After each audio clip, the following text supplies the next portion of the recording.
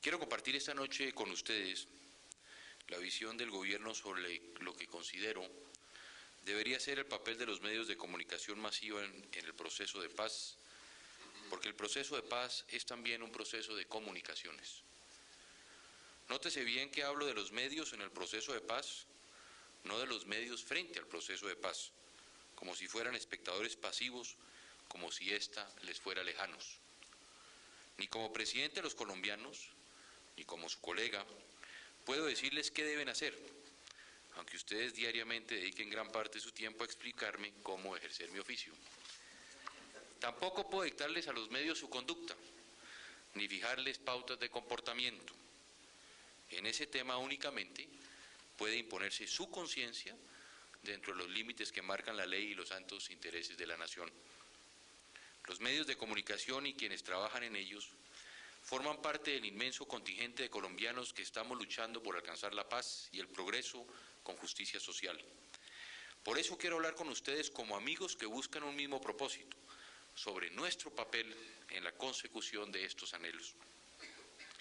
El presidente de la República tiene la obligación de ver una Colombia posible y de empeñarse en conseguir que la nación entera llegue a ella.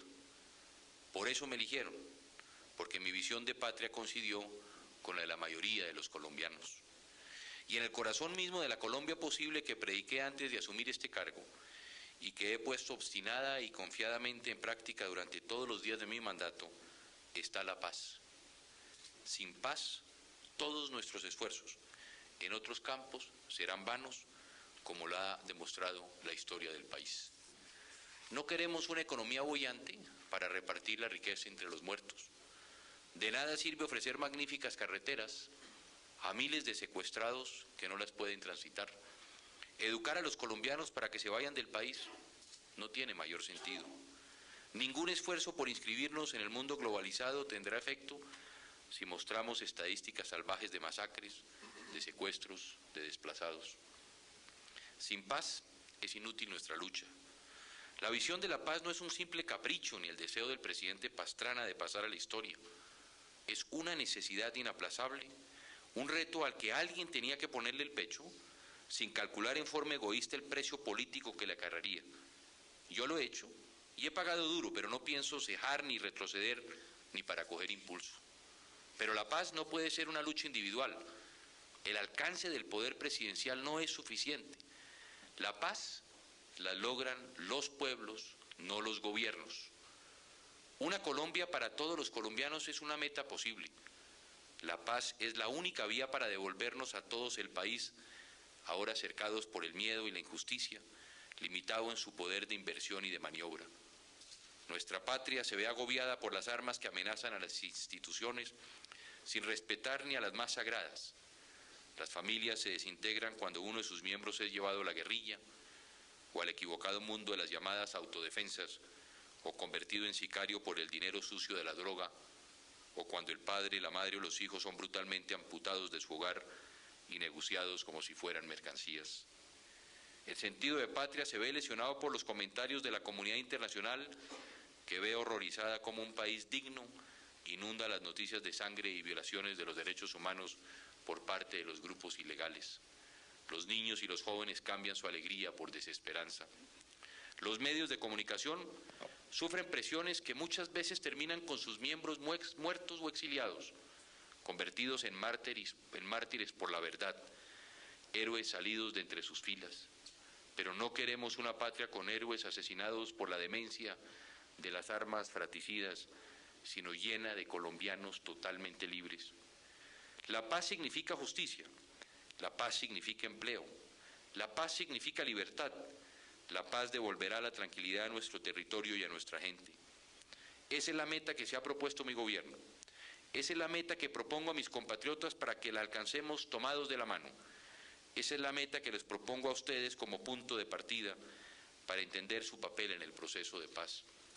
Queridos amigos, la democracia moderna supone en su base un mecanismo de elección de los gobernantes por parte de los gobernados, como lo es el sufragio, pero implica también la aceptación y puesta en práctica de principios universales como la libertad y la igualdad ante la ley.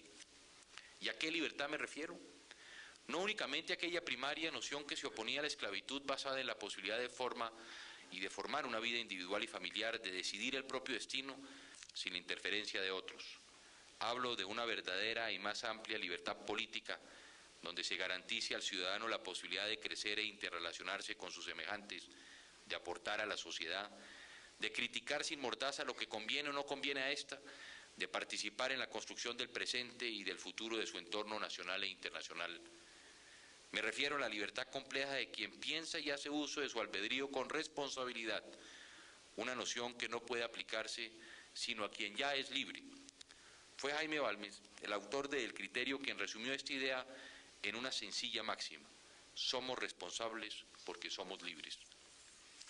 Hemos avanzado desde un concepto formal de democracia a uno más complejo que abarca el respeto a la libertad de los asociados. Y hemos avanzado también en el concepto de libertad hacia una visión que la vincula necesariamente a la responsabilidad. Además, hemos ampliado la noción básica de libertad a otras que hacen parte de la libertad política, como la de pensamiento y la de expresión, dentro de la cual se incluye como un baluarte fundamental la libertad de prensa. Esta libertad dignifica la sociedad y potencia el albedrío del ser humano.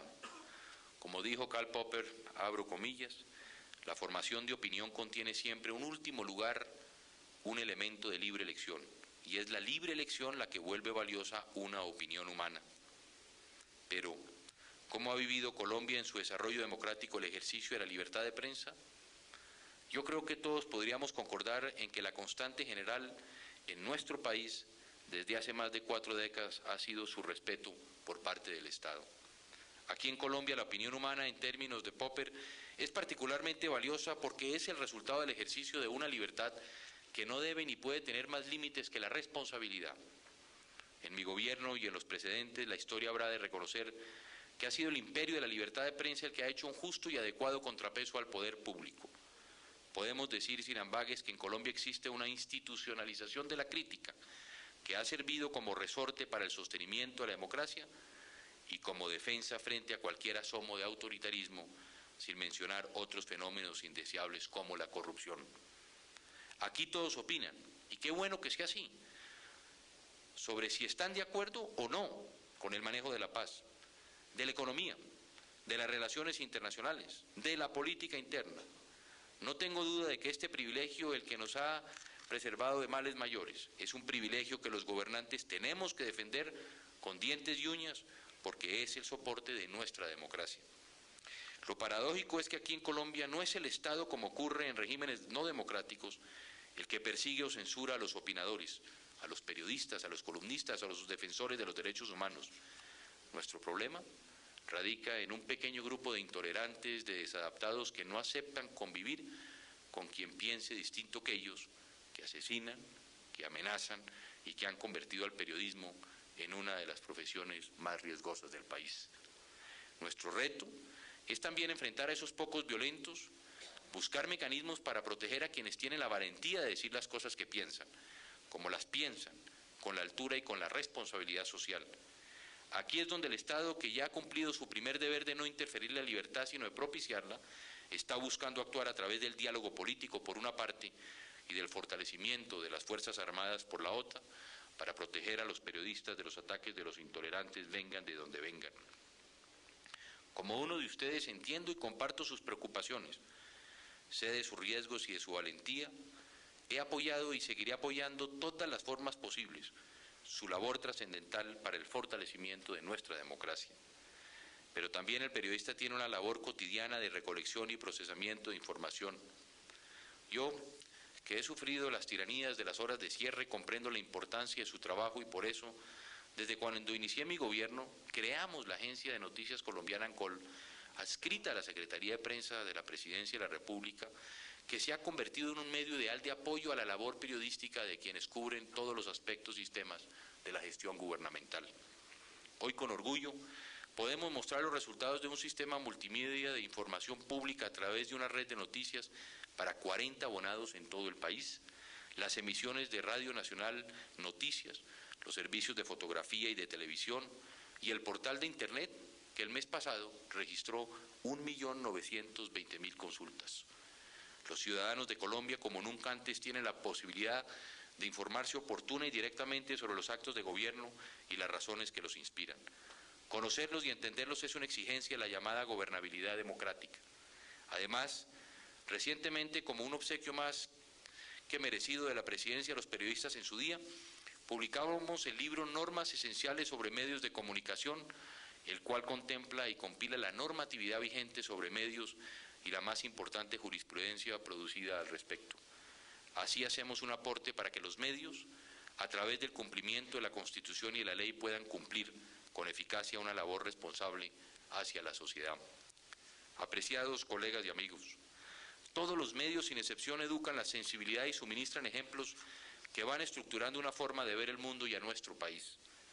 Los largos años de violencia sucesivas que han agredido sin pausa a Colombia nos han llevado a una especie de insensibilización colectiva frente a los delitos más atroces por exceso de contacto con los mismos.